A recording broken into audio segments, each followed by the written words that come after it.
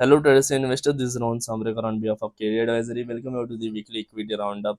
आज के सेशन में जो डिस्कस करने वाले हैं, जो पॉइंटर्स हम लेने वाले हैं, जिसमें top headlines for the week, upcoming economic calendar, market overview क्या रहने वाला है, Nifty top gainers and losers क्या रहे, मार्केट सेंटिमेंट्स क्या रहने वाले हैं, ऑप्शन डेटा के बारे में हम जानेंगे, टेक्निकल आउटलुक क्या रहने वाला है, टॉप सेक्टर्स के बारे में देखेंगे और टॉप पिक्स क्या रहने वाले हैं थ्रू आउट द वीक, इसके बारे में देखेंगे और outlook for the next week. Top headlines के बारे में देखेंगे तो सेंसेक्स एंड निफ्टी दोनों इंडेक्सेस हमें 0.3% पॉजिटिव के साथ ट्रेड होते दिखाई दिए। हायर साइड के लिए ज़रूर यहाँ पे हम देख रहे थे कि कंटिन्यूसली हायर साइड के लिए ब्रेक कर रहे थे, लेकिन जो क्लोजिंग रही वीकली वो थोड़ी सी डाउन साइड ही होते हुए दिखाई दी, जिसमें mid cap and small cap अगर देखोगे तो आउट परफॉर्म करते हुए दिखे। 0.5 से 1% तक की हमें इसमें रेंज दिखाई दी both mid cap and small cap sectors में। देन एफ आई में continuously throughout the week हमें बाइंग देखने मिली अच्छी खासी, जिसमें net institutional cash F I की बाइंग जो देखने मिल रही है वो 343 करोड़ की हमें देखने मिली। और डी आई एस में वही कंटिन्यूसली बाइंग चल रही थी, 5945 करोड़ की यहाँ पे इनफ्लो देखने मिला।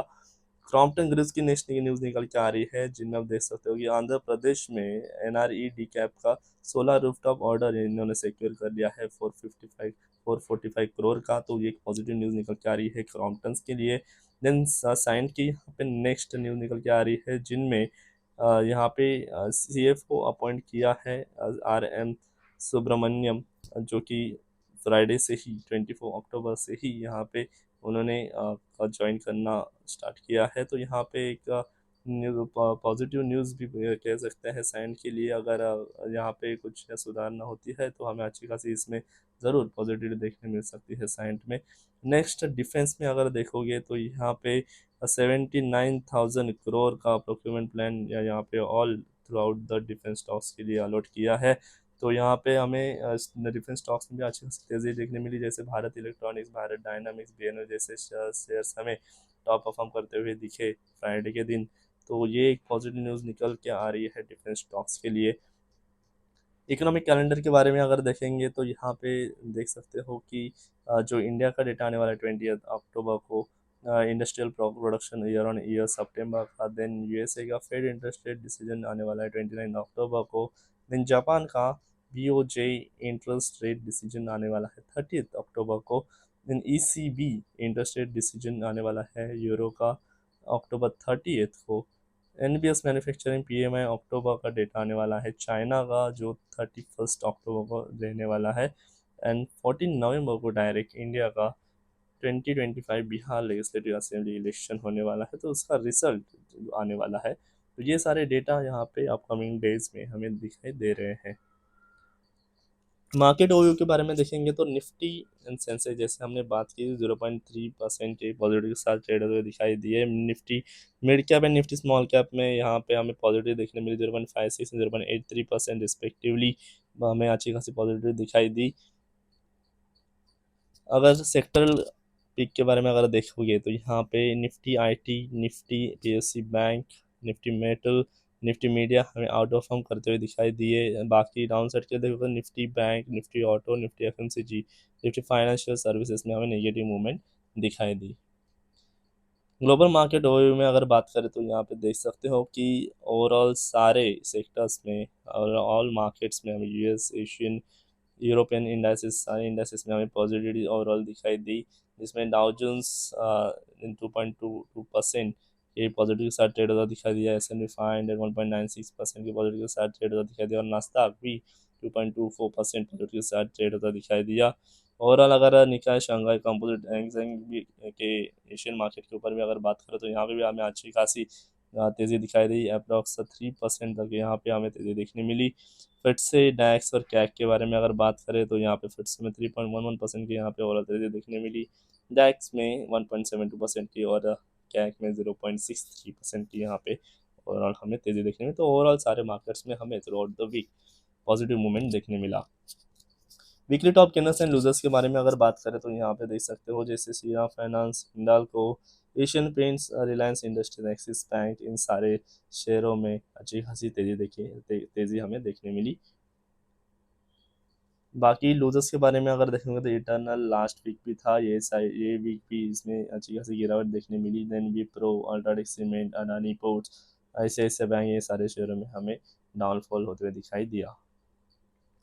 Market sentiments F I D I activity के ऊपर अगर बात करें तो जैसे हमने बात की थी, एफ आई में यहाँ पे ये टाइम पे बाइंग देखने मिल रही है, डी आई में भी कंटिन्यूसली बाइंग देखने मिल रही है। नेट इंस्टीट्यूशनल कैश इनफ्लो यहाँ पे जो निकाय दिखाई दे रहा है 6288.05 करोड़ का यहाँ पे आ रहा है।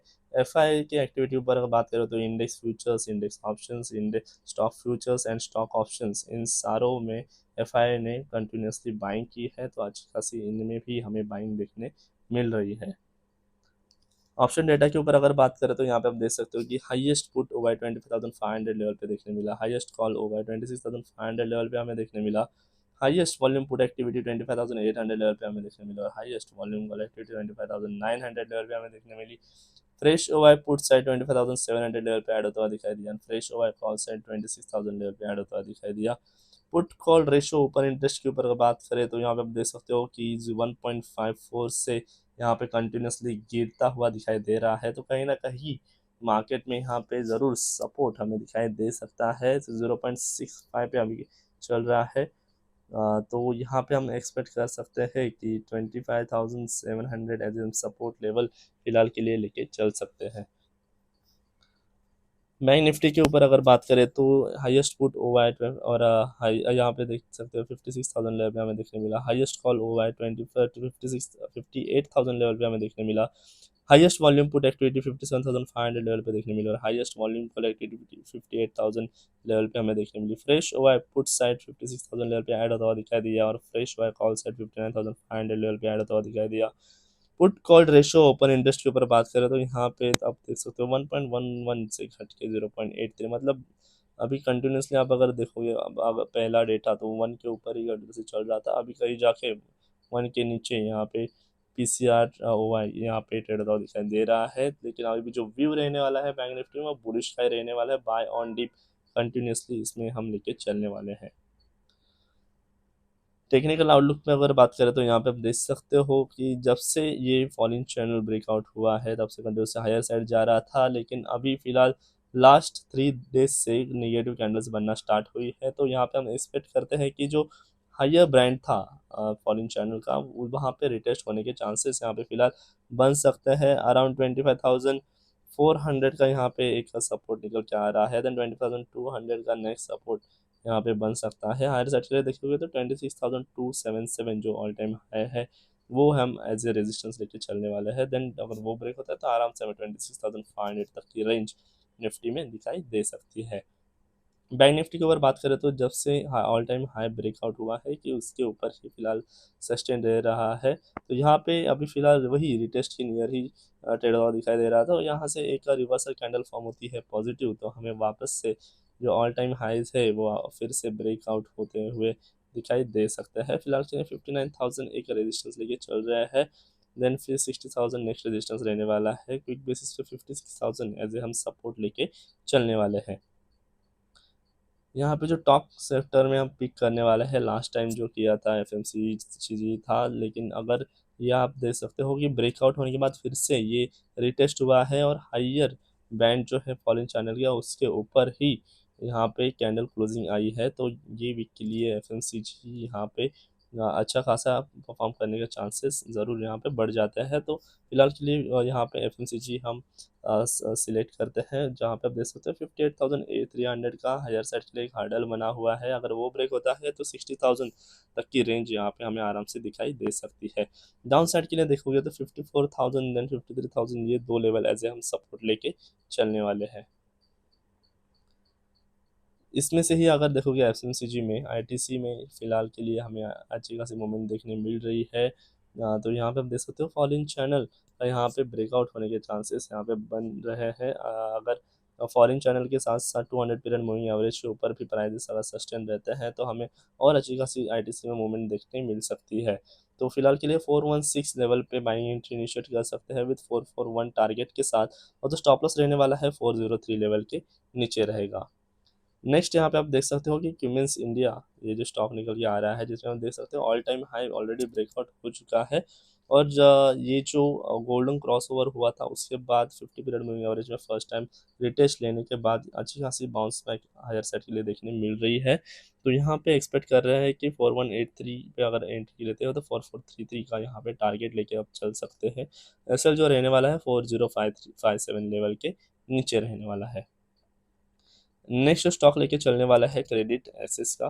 तो यहाँ पे आप देख सकते हो कि राइजिंग चैनल का फॉल्स ब्रेकआउट हुआ था, वापस से चैनल, ये जो चैनल है इसके अंडर ट्रेड होते हुए दिखाई दे रही है। और जो फॉल्स ब्रेकआउट होने के बाद कंटिन्यूस जो रिवर्सल कैंडल बनी थी वो भी बहुत बड़ी बन रही है। तो यहाँ पे इंडिकेट करता है कि स्टॉक अभी भी हाई, जो ट्रेंड है स्टॉक का वो अभी भी अप ट्रेंड ही आगे के लिए बना हुआ है। तो यहाँ पे 1422 लेवल के ऊपर अपनी बाइंग एंट्री इनिशिएट कर सकते हो विद 51507 टारगेट के साथ, और जो स्टॉप लॉस रहने वाला है 1379 लेवल के नीचे रहेगा।